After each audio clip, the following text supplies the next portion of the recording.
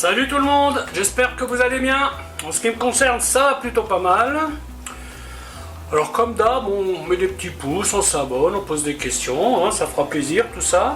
Aujourd'hui je vais vous faire une recette des quenelles de chou rouge. Alors vous l'appelez quenelle, gnocchi, spätzle de chou rouge, enfin voilà, vous appelez comme vous voulez. Hein. Moi je vais appeler ça des quenelles de chou rouge. Donc le chou rouge, c'est une recette qui, c'est vite fait, oui et non, hein, parce qu'il faut cuire le chou rouge. Moi je vais utiliser du chou rouge que j'ai cuit à l'étuvée et mis en conserve. Donc au niveau des composants de la pâte, vous avez donc chou rouge, farine, œuf, sel, poivre, persil, ail. Ça c'est la pâte. Ensuite vous avez une cuisson à préparer. Alors si vous voulez cuire ça que à l'eau, vous pouvez bien entendu. Moi je fais le choix de préparer un bouillon aromatisé dans lequel je vais mettre, donc là j'ai du bouillon de bœuf que je vais mettre dans l'eau, du sel et du poivre, des herbes de Provence, des clous de girofle, du laurier et de l'ail. Le truc, si vous voulez, quand vous faites ce genre de plat, c'est si vous voulez que vos quenelles gardent du goût, il faut que votre eau ait du goût. Parce que si vous cuisez ça dans de l'eau pure, juste salée, eh ben, elle prendra le goût de vos quenelles et n'aura rien à lui proposer. Tandis que si vous faites un bouillon avec donc du goût, eh bien il y a une harmonie qui se fera entre les deux. Les quenelles prendront un petit peu le goût du bouillon et le bouillon prendra le goût des quenelles. Alors il faut savoir que ce bouillon est réutilisable très facilement. Vous pouvez faire un bouillon de légumes, tout simplement. Filtrer, mettre les légumes de côté, cuire vos quenelles, remettre vos légumes. Et du coup, ça vous fait une soupe et vous avez les quenelles qui peuvent être dans la soupe. Vous voyez, c'est un truc plutôt sympathique. Voilà, écoutez, je vais vous montrer comment faire tout ça. Je ne pense pas avoir oublié quelque chose. Ah oui, le dernier truc aussi, c'est qu'une fois qu'elles sont cuites, eh bien, on va les terminer à la poêle avec un petit peu de beurre, un petit peu d'huile. Voilà, ce coup-ci, je vous ai tout dit. A tout de suite. Alors, la première des choses à faire pour cette recette, on va mettre en route le bouillon. Tout simplement, de l'eau et tout ce que j'ai préparé pour ce faire. Voilà. Herbes de Provence, poivre, feuilles de laurier, et un peu d'ail. L'autre étape, c'est déterminer les grammages que nous allons utiliser. Ah oui, attention, et aussi je rajoute un peu de sel là par contre. Alors concernant le salage du bouillon, l'idéal c'est qu'il soit légèrement trop salé, hein, pour qu'il ait un pouvoir salant sur les quenelles. Donc ici j'ai 220 g de chou rouge égoutté. D'accord? Et pour ce faire avec 220 g, j'ai pesé 300 g de farine, 150 g d'œuf. Alors cette pâte, elle est un peu aléatoire dans le sens où on va la modifier en fonction du résultat qu'on va avoir avec cette base. Si on estime qu'elle est trop liquide, eh bien on va y rajouter un peu de farine. Et si on estime qu'elle est trop épaisse, on va y rajouter un peu d'eau. Ceci est une base. Donc là, on va commencer à réduire le chou au compote. Comme d'habitude avec ces machines, on a toujours trop ou pas assez. Tiens, je vais y rajouter les œufs, ça fera un petit peu de masse. Je vais tout de suite y mettre le sel. Donc là, je vais mettre, vous voyez, 3 pommes comme ça, sel composé, hein. Donc ça c'est un sel où vous avez à peu près, je crois, 15% de légumes avec, un truc comme ça. Hein. De l'ail, petite goutte d'huile d'olive. Et c'est parti pour le mixage. Voilà, c'est déjà mieux. Ensuite, je rajoute la farine. Je teste la texture. Elle n'est pas loin là. Au niveau du sel, on est bon. Allez, le reste de farine. Parfait. Ah, j'ai oublié un élément essentiel. Le persil. Là, je vais en mettre pas mal parce que j'aime ça. Donc là, ce qu'on va faire, on va bien racler les bords. On va faire en sorte qu'il n'y ait rien qui est caché en dessous. Voilà, hop. Là, on est presque prêt à démarrer la cuisson. Ce truc-là, lavez-les tout de suite. Hein, parce que si ça sèche après, ça devient embêtant à nettoyer. Hein. Alors, avant de commencer la cuisson, impérativement, on prépare un bassin, une bassine, un cul de poule. Ça y est, ça va, j'ai le bon mot, avec de l'eau froide. On prépare son araignée. Alors ça, c'est l'ustensile idéal. Hein. Si vous n'avez que des écumoires, ça marche aussi. Hein. Le conseil que je vous donne, c'est, avant de commencer par une masse, faites un petit test pour être sûr que ça tient bien. Alors ensuite, je vais vous montrer la fameuse technique qu'on appelle la technique des Knöpfler.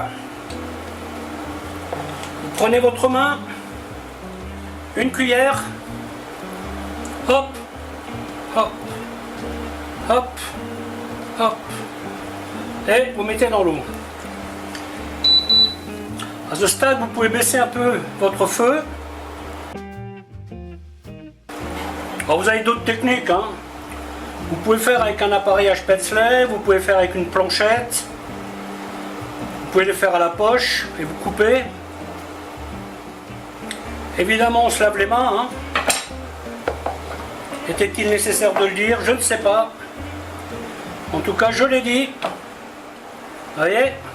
Prenez, hop, vous prenez. Là, je vais encore en mettre une tournée. Alors, essayez de ne pas en mettre trop, hein, parce que ça peut vite fait vous faire un gros tas en bas. Et donc, on les fait cuire quand même quelques minutes. Hein. Une légende qui dit que quand ça flotte, c'est cuit. Je suis pas trop d'accord avec ça. Hein. Ensuite, avec une spatule, délicatement, on racle le fond. Et comme par magie, ça flotte. On n'oublie pas de préparer sa passoire parce que on ne va pas les laisser tremper dans l'eau. Hein. Le passage de l'eau, c'est juste pour arrêter la cuisson. Si vous les laissez tremper dans l'eau, ben, ils vont perdre leur goût. Hein. Ça fera beaucoup de sucre. Alors on teste. Bon, là c'est bon. Hop. Et on arrête la cuisson. Voilà, hop. Et après on continue. Si vous en faites une grande quantité, il est même bien de changer l'eau de refroidissement en cours de route. Hein. Bon là, avec le peu que je fais, je vais garder la même eau. Enfin le peu. Là vous avez quand même 200 g de choux, 220 g, 300 g de farine, 150 g d'œufs. Ça fait quand même déjà une petite masse. Hein. Là vous avez de quoi nourrir 4-5 personnes. Hein.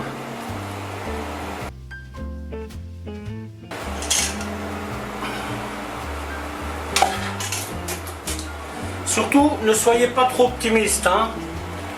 Vous voyez, là j'aurais pu me dire, je vais vite fait mettre le reste. Mais en fait non, je ne le ferai pas. Je vais plutôt prendre le temps de nettoyer mon récipient.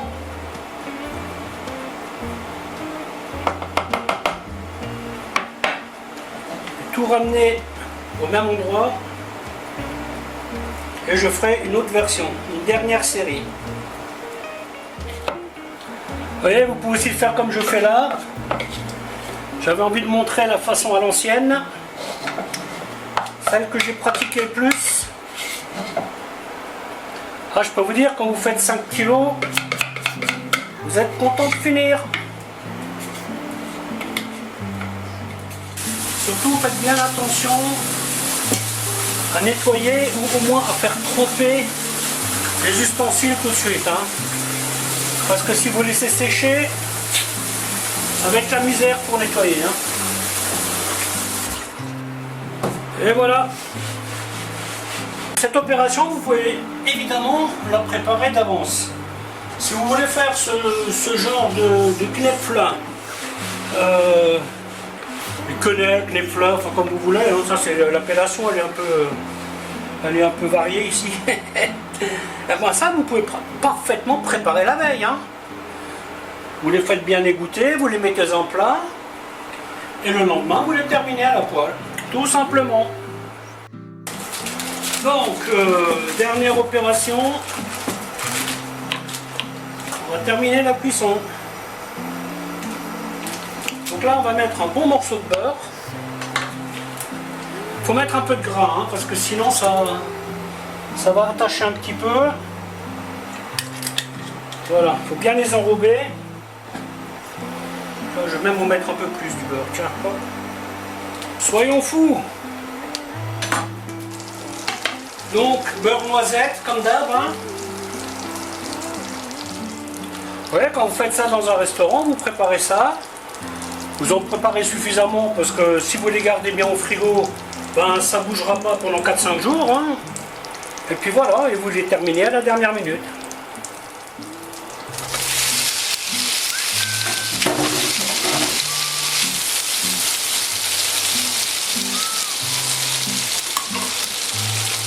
Un peu de sel.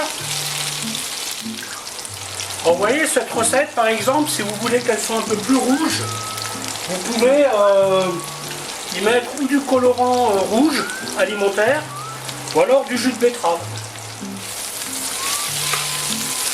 Voilà, maintenant on va bien les faire griller un peu. Voilà, encore une feuille de laurier. C'est pas la peine. Hop. Pour ce genre de truc, vous voyez, c'est avec des plats en sauce, c'est super. Vous pouvez même manger ça avec une salade, hein, ça vous fait un repas, un repas du soir, salade et ça bien chaud, bien croustillant. C'est vraiment un truc tout terrain. Hein. Vous pouvez les faire comme des gnocchis, vous voyez, vous mettez dans un plat avec un peu de sauce tomate, de la mozzarella par-dessus et au four. C'est une recette qui vous permet quand même de faire quelques trucs. Hein. Vous pourriez faire un bouillon, vous voyez, un bouillon de légumes et vous coupez ça en petites rondelles, vous les mettez dedans. Et ça vous fait à chaque fois que vous avez un repas complet. Hein. Un truc que je me fais souvent le soir, c'est un bouillon avec des légumes et je le termine avec des vermicelles. Des fois je mets des lardons, des fois j'en mets pas, mais bon, après c'est à vous de voir qu'est-ce que vous avez envie de faire. Hein. Je vais mettre un bon coup de boost là.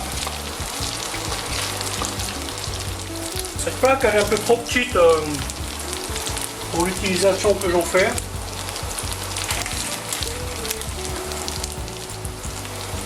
Bon, celle que je voudrais avoir, elle pique un peu. Hein. 250 € hors taxe. C'est pas rien, hein, je dirais.